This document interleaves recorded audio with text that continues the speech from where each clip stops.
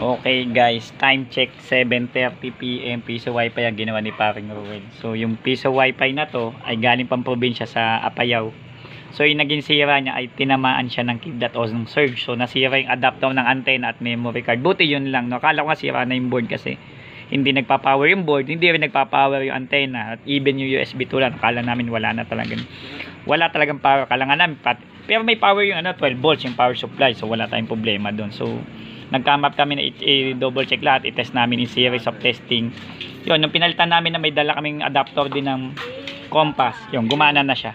So working na working, ibabalik na ulit ito sa Kalinga Apayao yan. So maraming salamat sa tiwala. So pero nandito guys to sa Trece kasi taga Trece yung may-ari. So dadalhin na ulit nila ng probinsya. Sana kumita kung gaano kami kasipag kumita ka ng matindi. Hakutin mo lahat ng pera nila doon.